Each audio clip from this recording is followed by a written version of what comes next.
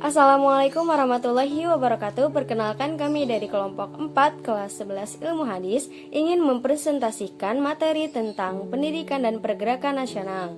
Sebelumnya saya ingin memperkenalkan anggota kelompok saya. Saya Maulida Uswatun Hasanah, Anastasia Syuherman, Nailah Nur Latifah, Rasya Dalilah Rizki, dan yang terakhir Muhammad Budiman. Kita akan membahas yang pertama, munculnya golongan elit baru Indonesia. Yang kedua, tumbuhnya kesadaran awal kebangsaan. Yang ketiga, organisasi-organisasi kebangsaan. Dan yang keempat, Sumpah Pemuda. Yang pertama adalah munculnya golongan elit baru Indonesia. Pada masa sebelum penjajahan Belanda hingga pada munculnya politik etis di Indonesia, terdapat satu kesatuan budaya asli yang masih tradisional yang dianut oleh masyarakat Indonesia. Kebudayaan asli yang masih dipegang erat oleh masyarakat Indonesia seperti pengabdian kepada raja, pemilik tanah, hingga pada kelayakan perolehan pendidikan hanya pada golongan bangsawan. Oleh karena itulah muncul golongan elit tradisional seperti raja, tuan tanah, dan bangsawan yang memiliki harkat, martabat, dan derajat sangat tinggi di Indonesia. Hal ini disebabkan oleh kedudukan atau jabatan yang dipegangnya. Elit tradisional adalah orang-orang besar atau priai yang belum terpengaruh pemikiran barat, seperti kejawen dan Islam santri. Elit tradisional berasal dari keturunan raja, bangsawan, atau priai yang memperoleh status kebangsawanannya dari garis keturunan. Menurut Neil 1984-58, dualisme orang Indonesia, pendidikan rasionalitas dan takhyul. Menurut Graves 2007, yang ke-11 menyebutkan tingkat pengaruh yang dimiliki pihak elit tradisional dalam persaingan memperoleh kekayaan dan prestis didasarkan keturunan itu sendiri. Surya Negara 2009-277 memiliki pendapat sendiri bahwa perubahan pola pikir masyarakat Islam akan kesadaran teritorial dan identitas telah tergambarkan jauh sebelum pemikiran barat hadir di Indonesia. Artinya, tidak bisa kita mengatakan bahwa Islam atau sebelum pemikiran barat datang di Indonesia, bahwa elit tradisional sangat rendah wawasannya. Menurut sejarawan Sartono Kertodirjo, elit adalah golongan sosial terkemuka yang menepati posisi dan memainkan peran penting dalam perubahan sosial Indonesia. Adapun jenis golongan elit baru antara lain yang A. Elit intelektual Belanda mendirikan sekolah-sekolah di Indonesia sejak tahun 1901. Dari para siswa terpelajar yang lulus maka akan menjadi golongan elit. Elit tidak hanya ditentukan dari keturunan atau kepangkatan sosial, tetapi juga berdasarkan dari tingkat pendidikan seseorang. Semakin tinggi tingkat pendidikan seseorang, maka semakin elit. Golongan elit yang mampu eksis dan terpandang tanpa ada hubungan kekerabatan dengan kerajaan atau dengan bangsawan. Yang B. Elit militer.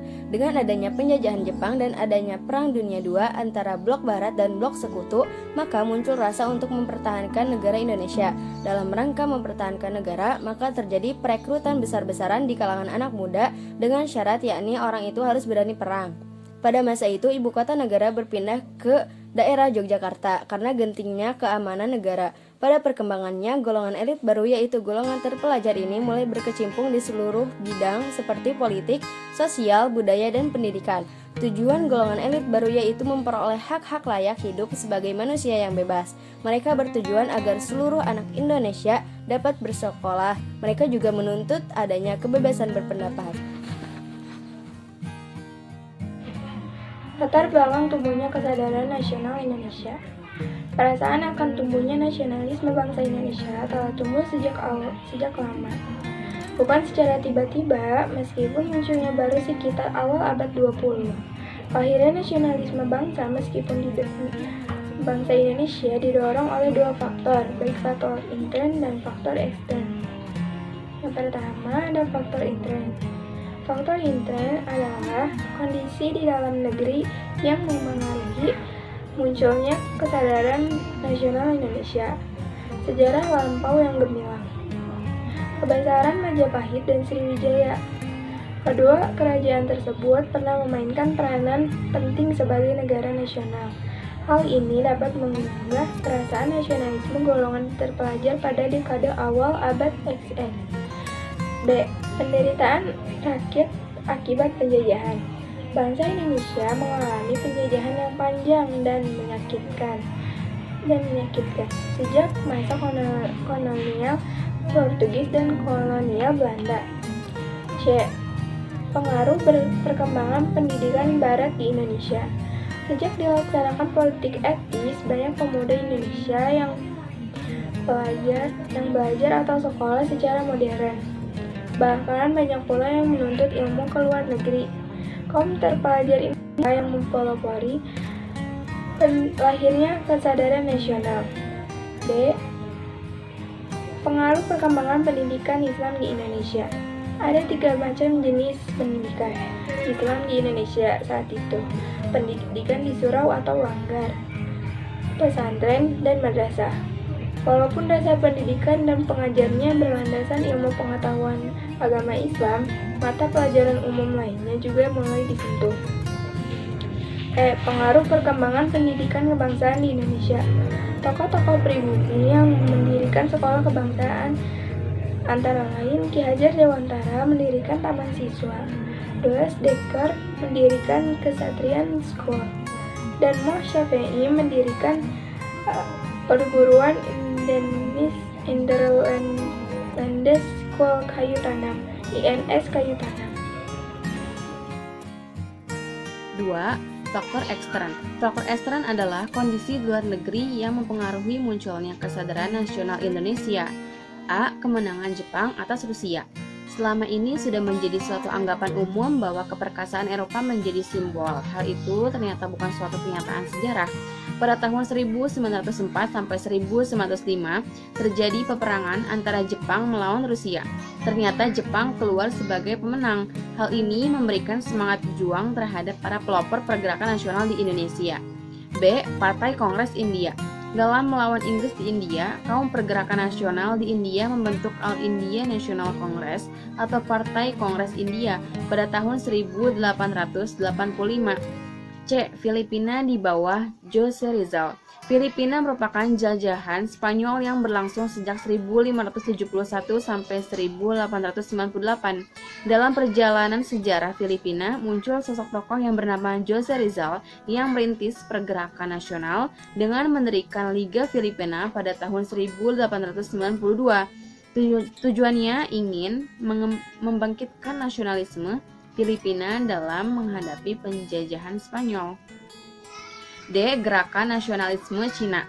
Munculnya gerakan nasionalisme Cina diawali dengan terjadinya pemberontakan Taiping pada tahun 1850 sampai 1864 dan kemudian disusul oleh pemberontakan Boxer. Gerakan ini ternyata berimbas semangatnya di tanah air Indonesia. E. Gerakan Turki Muda. Gerakan nasionalisme di Turki pada tahun 1908 dipimpin oleh Mustafa Kemal Pasha. Gerakannya dinamakan Gerakan Turki Muda. Ia menuntut adanya pembaruan dan modernisasi di segala sektor kehidupan masyarakatnya. Gerakan Turki Muda memberikan pengaruh politis bagi pergerakan bangsa Indonesia sebab mengarah pada pembaruan dan modernisasi. Mengenal organisasi-organisasi kebangsaan. 1. Budi Utomo. Budi Utomo adalah organisasi modern pertama yang berdiri pada tanggal 20 Mei 1908. Demi mencapai tujuannya, Budi Utomo bergerak pada bidang pendidikan. Kemudian Budi Utomo membuat program penggalangan dana pendidikan juga bidang kebudayaan melalui pengembangan kebudayaan Jawa. Akan tetapi perkembangan Budi Utomo tidak terlalu pesat. Ruang lingkup mereka terlalu sempit, hanya berfokus pada Jawa dan Madura, sehingga mereka kalah pamor dengan organisasi Sarekat Islam yang secara keanggotaan terbuka bagi berbagai kalangan masyarakat tanpa ada batasan wilayah. Pada akhirnya Budi Utomo menggabungkan diri ke dalam Partai Indonesia Raya atau Parindra pada tahun 1935, sekaligus berakhirnya kiprah Budi Utomo. 2. Sarekat Islam. Sebelum namanya berubah menjadi Sarekat Islam, sebelumnya organisasi ini bernama Sarekat Dagang Islam atau SDI. Pendiri dari SDI adalah Haji Samanhudi dan didirikan di Solo pada tahun 1911. Sejak SDI berpindah ke Surabaya dan kepemimpinan saat itu berpindah ke Hos Cokroaminoto, SDI berubah nama menjadi Sarekat Islam. Alasannya yaitu untuk memperluas bidang kegiatan organisasi yang awalnya hanya bergerak pada bidang perdagangan. Sarekat Islam jelas memiliki tujuan. Beberapa bidang kegiatan yang dijalankan oleh SI antara lain: 1. Sosial ekonomi, memberikan bantuan modal usaha bagi anggota dan memajukan perdagangan masyarakat pribumi. 2. Agama, memajukan kehidupan dan mengembangkan ajaran agama Islam. Organisasi SI berkembang begitu pesat karena perkembangannya yang pesat, SI menjadi ancaman bagi pemerintah kolonial Belanda. Selain itu, perkembangannya yang pesat ini membuat SI berubah menjadi partai politik. SI berubah menjadi partai politik setelah diakui sebagai organisasi resmi pada bulan Maret 1916 oleh pemerintah. Setelah mengalami perkembangan yang pesat, SI kemudian mengalami kemunduran di tahun 1921. Kemunduran itu terjadi akibat perpecahan di dalam Sarekat Islam sendiri. 3. Indische-Partij adalah partai politik pertama yang berdiri di Hindia Belanda. Demi mencapai tujuannya, Indische-Partij banyak berkecimpung dalam ranah politik, seperti mengkritik kebijakan-kebijakan yang dilontarkan pemerintah Hindia Belanda. Indische-Partij banyak mengeluarkan tulisan kritikannya terhadap pemerintah Hindia Belanda melalui tulisan yang sering dipublikasikan. Salah satu tulisan yang paling terkenal adalah tulisan yang ditulis oleh Suwardi Suryaningrat berjudul Als ik eens Nederlander was di surat kabar De Express pada tanggal 13 Juni 1913. Akibat kegiatan-kegiatan organisasi ini yang terlalu keras menentang pemerintah kolonial Belanda, pada Desember 1913 Indische-Partij dilarang melakukan kegiatannya serta tokoh 3 serangkai di atas. Yang keempat yaitu Sumpah Pemuda. Pengertian Sumpah Pemuda. Sumpah Pemuda merupakan salah satu tonggak utama dalam sejarah kemerdekaan Indonesia. Tanggal 28 Oktober diperingati sebagai Hari Sumpah Pemuda. Hal ini mengingat Sumpah Pemuda diselenggarakan pada tanggal 27 sampai 28 Oktober 1928 di Batavia atau Jakarta. Sumpah Pemuda merupakan sebuah keputusan dari Kongres II dan ikrar ini dianggap sebagai semangat untuk menegaskan sila-sila berdirinya negara Indonesia. Sumpah Pemuda sendiri dirumuskan dan ditulis oleh Mr. Profesor Muhammad Yamin, sarjana hukum pada selembar kertas. Yang kedua, isi Sumpah Pemuda. Kongres Pemuda II ini diikuti oleh berbagai macam peserta, yaitu Perwakilan Pelajar-Pelajar Indonesia atau PPPI, Jong Java, Jong Sumatranbon, Jong Bataksbon, Jong Islamintenbon, Pemuda Indonesia, Jong Celebes, Jong Ambon, dan lain-lainnya. Gedung yang terletak di Jalan Keramat Raya 106 Jakarta Pusat menjadi tempat kongres tersebut berlangsung, yang saat ini gedung tersebut menjadi Museum Sumpah Pemuda. Dalam kongres tersebut terdapat 3 keputusan penting, yakni bernama Sumpah Pemuda, yang berbunyi: 1. Kami putra dan putri Indonesia mengaku bertumpah darah yang satu tanah air Indonesia. 2.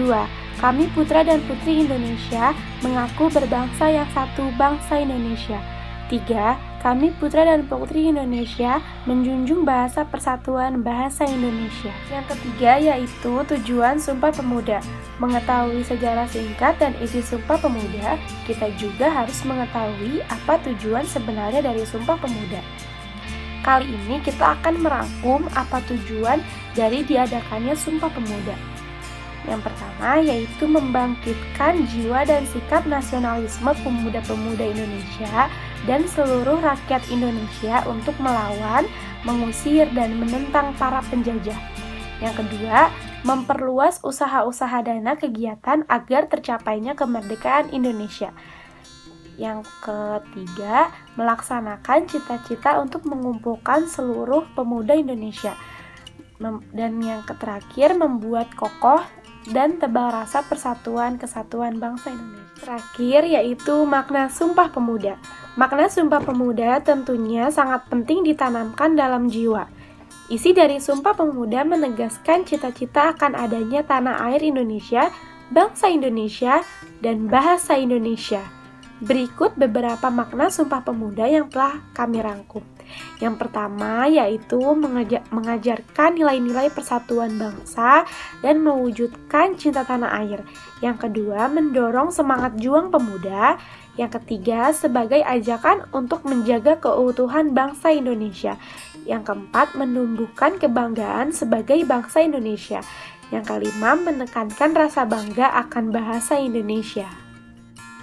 Demikian presentasi yang kami sampaikan. Semoga isi presentasi tadi bermanfaat bagi kita semua. Kurang lebihnya mohon maaf. Wabillahi taufiq wal hidayah. Wassalamualaikum warahmatullahi wabarakatuh.